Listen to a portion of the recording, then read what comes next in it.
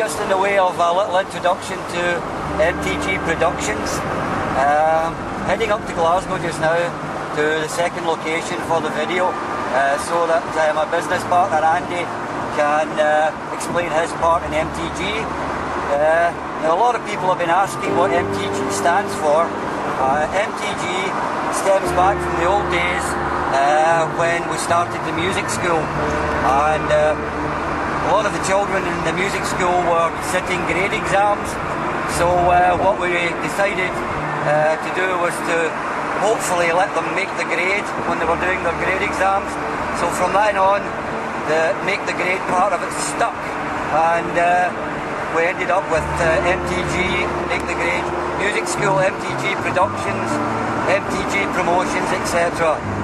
So that's a little insight into what the Mtg stands for. The music school continues. That's the kind of mainstay of the business, with myself teaching guitar, keyboards, bass, and through our studio doing some singing tuition as well. So that's the music school side of things. As it developed, as the music school developed, more people were doing some singing and performing. So at one stage, not terribly long ago, we opened up Mtg Promotions. That was to promote the concerts we were doing. There was, I think the first one took place around about 2005, and we called that Mtg Live 2005. Since then we've done one every year. I think we had 1 year missing due to illness, but every year there's been an Mtg concert taking place, and there'll be another one hopefully this year. Possibly in December sometime.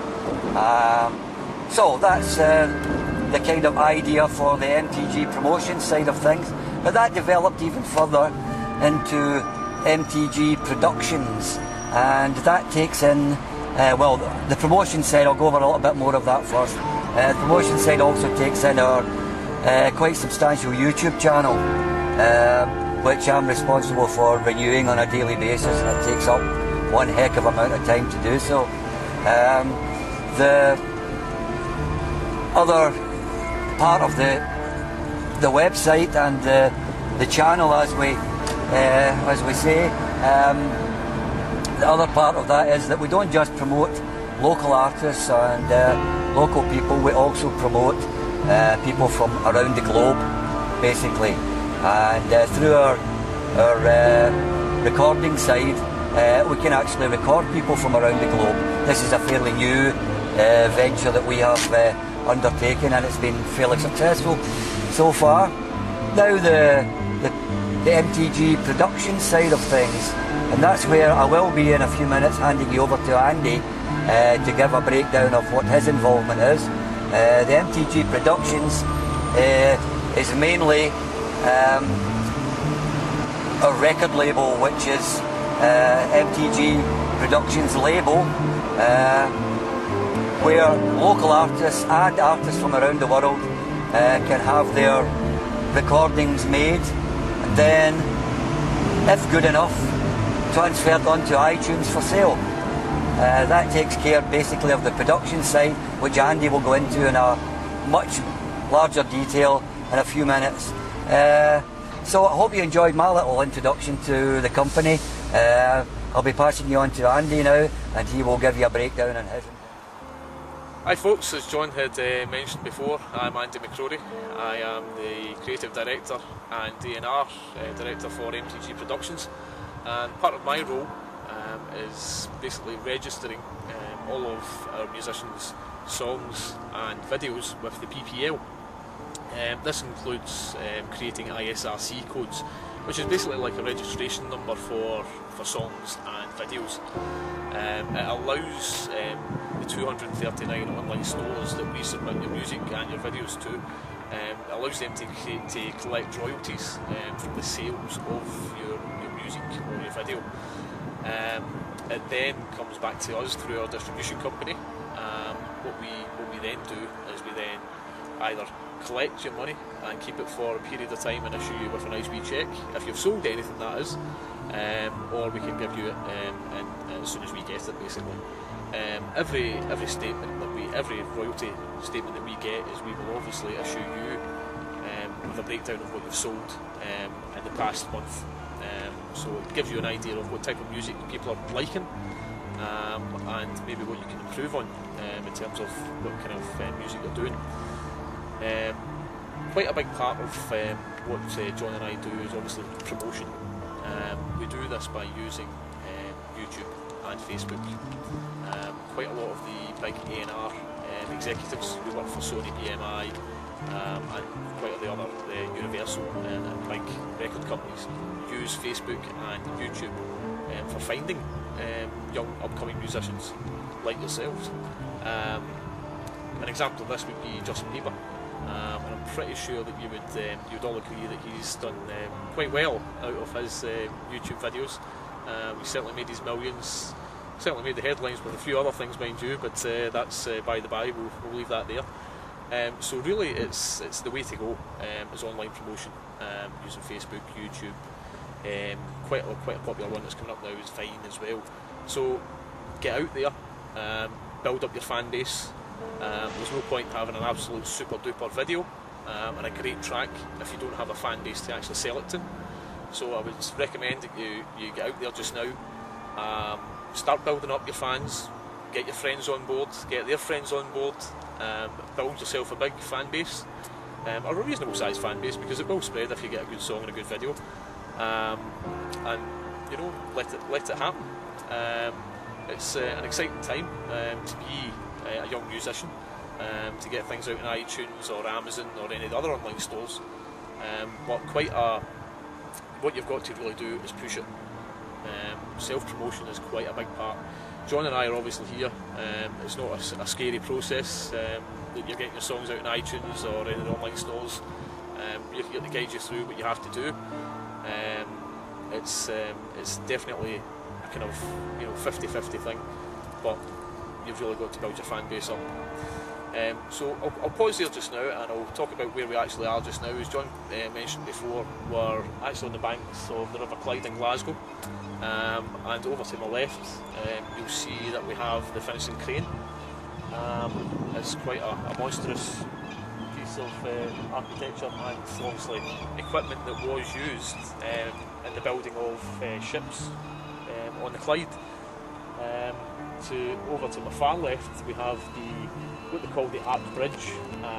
What we'll do is we'll get you some still photographs of that lit up. You'll probably see it lighting up just now. There's a little purple light on the top of the arc. Again, another phenomenal piece of architecture for Glasgow. It's a couple of years old now. It's also known as the Squinty Bridge, for reasons that only the architect actually knows. Over to my left here, as you'll also see the Hydro.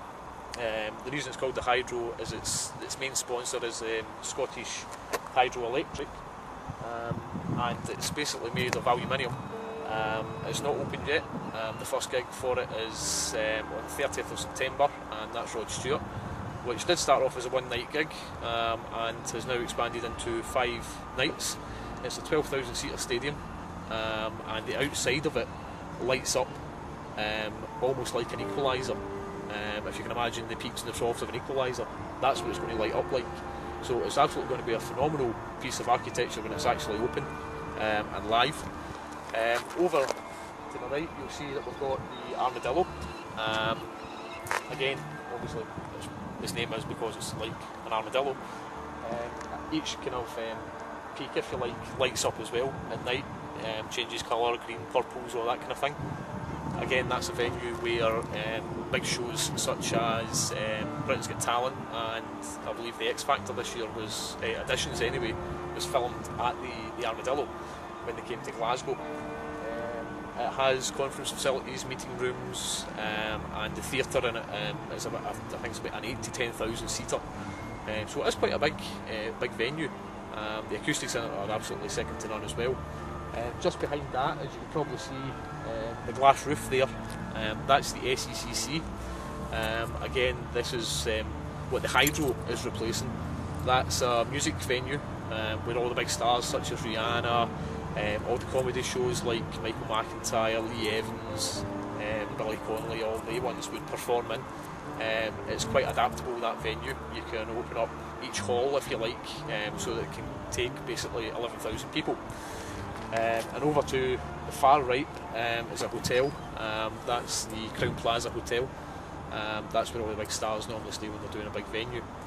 So as you can see, we do have quite a lot of good venues here on the banks of the Clyde.